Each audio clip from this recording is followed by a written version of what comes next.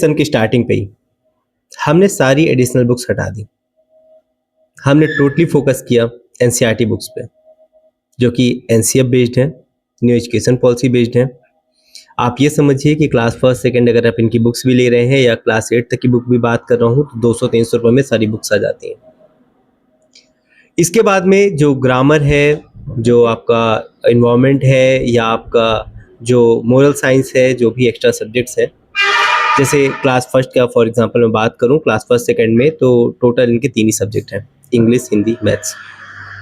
हमने वर्क किया लैंग्वेज पे, हमने वर्क किया मेंटल एबिलिटी में, और जो इनके एक्स्ट्रा पीरियड्स थे उसको हमने यूज़ किया बच्चों के एक्टिविटीज़ में, गेम्स में, वोकैबुलरी में, कम्युनिकेशन स्किल्स में, डिसिप्लिन में, क्योंकि ये सारी चीज़ें भी स्कूल में ही सिखाई जाती हैं।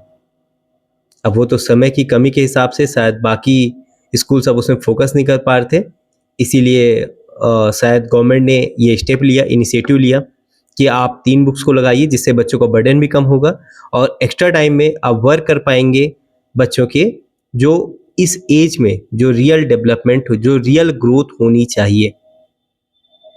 आप एक पौधा लगा रहे हैं और पौधे से एक्सपेक्ट कर रहे हैं कि आज ही फल दे दे, जो कि पॉसिबल ही नहीं है। गवर्नमेंट ने बोला कि इन्हें अभी न्यूट्रिशन की ज़रूरत है, सपोर्ट की ज़रूरत है, खाद पानी की ज़रूरत है, और ये क्या है? यही है नॉलेज, ये है टाइम, जो आप उस टाइम पे, जब टाइम रहेगा तभी तो आप उनको ये सब दे पाएंगे। तो हमने बिल्कुल बर्डन वर्क नहीं किया। हमने बच्चों को ग्रुप वाइज डिवाइड किया। हमने देखा कि हाँ, किन बच्चों से लैंग्वेज में प्रॉब्लम है, किन बच्चों को मैथ्स में प्रॉब्लम है, किन बच्चों को टेबल्स में प्रॉब्लम है, किन बच्चों के हमें काउंसलिंग करनी है। समझिए, स्कूल में सबसे इम्पोर्टेंट होती है सोशल काउंसलिंग। अगर कोई बच्चा 90% भी ला रहा है, उसके बाद भी घर जाके आप समझिए कि इरिटेट हो रहा है, बार-बार परेशान कर रहा है, पढ़ने में बहुत अच्छा है लेकिन इसके बाद भी उनकी सोशल स्किल अच्छी नहीं है, तो ये जो स्पेशल टाइम मिलता है, इसमें हम इन सब टॉपिक्स में वर्क कर पाते हैं। जो सब ड्यूटीज़ किसकी हैं? स्कूल की हैं। हमने बच्चों को क्या किया, हमने एक प्रॉपर समझिए कि एक पूरा असेसमेंट बनाया, जिसमें हमने गूगल लिंक के थ्रू हमने इसको वर्क किया, जिसमें टीचर्स अपडेट करते थे या मैं अपडेट करता था, तो हम सबके पास ऑटोमेटिक वो गूगल शीट शेयर हो जाती थी, ऑटो अपडेट हो जाता है उसमें। अब समझिए इससे हुआ क्या कि एक तो हमारे पास रिपोर्ट थी, तो हम जब भी किसी पेरेंट्स के इस सेशन में हम कंटिन्यू सभी के घर गए। जब घर गए तो हमारे पास पूरा डेटा था कि कौन-सा बच्चा क्या कर रहा है, किस एक्टिविटी में कैसा है, तो हम पेरेंट्स से डिटेल में उन सब बातों में वर्क कर पाएँ और उनके फीडबैक और सजेशंस को भी हमने उसमें नोट डाउन किया। और thank you so much parents इतना सपोर्ट करने के लिए, क्योंकि आपकी सजेशन और फीडबैक की वजह से ही ये सब पॉसिबल हो पाया। अब देखिए, टीचर्स ने भी बहुत मेहनत की है, टीचर्स को भी थैंक यू, है ना? चलिए आगे मूव करते हैं। देखिए, जब क्या होता है कि हमने जीके में भी वर्क किया कि अब क्योंकि हमारे पास कोई फिक्स बुक नहीं थी, ऑलरेडी हमारे पास 20-30 पब्लिशर्स की बुक्स हर साल आ जाती हैं और इस साल भी थी। टीचर्स ने उससे भी ग्रामर्स निकाले और साथ में जीके भी निकाला।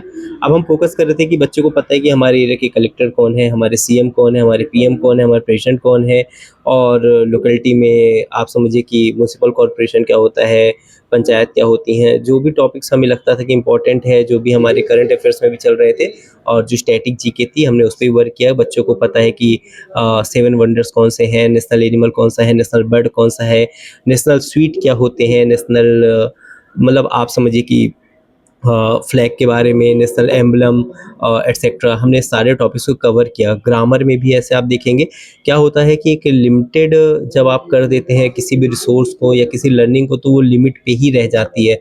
जैसे अगर मान लीजिए सपोज़ दैट आप पढ़ा रहे हैं पार्ट्स ऑफ स्पीच। अब पार्ट्स ऑफ स्पीच में क्या हो रहा है कि बच्चा बुक्स में दिया हुआ है एग्ज़ाम्पल सपोज़ राम श्याम, तो अब नाउन के एग्ज़ाम्पल उन्हें सिर्फ़ राम श्याम याद है। बट आप जब बच्चे को एकदम ओपन बुक पढ़ाते हैं तो बच्चे उसी तरीके से सीखते हैं।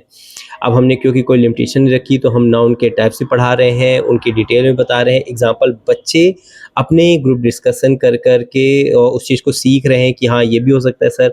हम प्रॉपर उनके साथ बेंच शेयर कर रहे हैं, वहाँ बैठ रहे हैं, बच्चों को एक्सप्लोर करने का मौका दे रहे हैं। क्योंकि जब आप खुद से एग्ज़ाम्पल दे कर के सीख रहे होते हैं, सेल्फ लर्निंग कर रहे होते हैं, तो वो आपको समझिए कि सबकॉन्शियस माइंड पे कहीं न कहीं वो चीज़ें सेटल हो जाती हैं। तो हमने अदर जितने भी एक्स्ट्रा हमें बच्चों को ग्रामर सिखाना था, या फिर आप समझिए जब हम जैसे हमें सिखाना है बच्चे को किसी मोरल साइंस के ऊपर ही, तो हम क्या करते थे, हमने एक स्टोरी बच्चों को बहुत समझाई और फिर बोला कि एक ऐसी कोई स्टोरी आप भी बनाकर सुनाइए।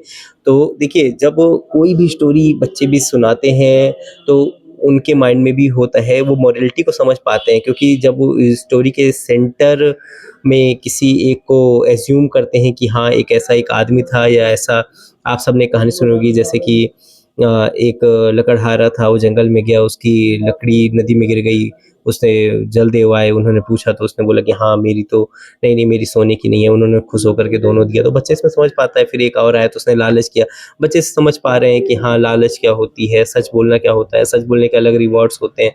तो आप समझिए कि इस टाइप के भी डिस्कशन करने का टाइम अगर कोई स्कूल 10-12 बुक ही लगा दे रही है तो कब कर पाएंगे, क्योंकि 6 घंटे से ज़्यादा तो आप स्कूल में बच्चों को रख नहीं सकते हैं, छोटे बच्चों के लिए टाइम और भी कम है, 3-4 घंटे है, एग्जाम्पल दे रहा हूँ मैं भी। तो इन सब टॉपिक के लिए हमें बहुत टाइम मिला, हम बच्चों के साथ साथ में अभी पेरेंट्स ने भी अप्रिसिएट किया, जैसे हम वहाँ मार्ट भी गए, वहाँ मार्ट में जाकर बच्चों को बताया कि एक्सपायरी क्या होता है, मैन्युफैक्चरिंग कैसे दिखते हैं, हमारे लिए हेल्दी क्या है, अनहेल्दी क्या है, ये सब पॉसिबल हो पाया। वैसे हम और भी विजिट कर रहे हैं और हम हमें भी और भी हम एक्सपीरियंस भी ले पा रहे हैं जब हम इस तरीके से वर्क कर रहे हैं कि हाँ बच्चों के लिए क्या क्या सही है, कैसा यूज़फुल है। हम सभी अपने सजेशंस और फीडबैक कॉपी में सारे पॉइंट्स को नोट करते जा रहे हैं। And thank you so much parents and dear teachers, आप सबके हार्डवर्क के लिए, सजेशन के लिए, फीडबैक के लिए, कि आप सबने इतना साथ दिया, इतना वर्क किया इस सारे थॉट्स में, है ना। और लेकिन देखिए जो रिज़ल्ट होता है जब बच्चे की ग्रोथ होती है, बच्चे की लर्निंग होती है, तो वाक़ई में सारी मेहनत अगर आपकी साकार हो रही है तो आप और सेल्फ मोटिवेटेड होते हैं और अच्छे से काम करते हैं। हमने अपने आप को बिल्कुल भी डिस्ट्रैक्ट नहीं होने दिया इस सेशन में कि नहीं ये ट्रेंडिंग चल रहा है तो हम इस पे वर्क करें या कुछ भी ऐसा। जो भी हमसे हो पाया हमने बहुत अच्छे से वर्क किया है।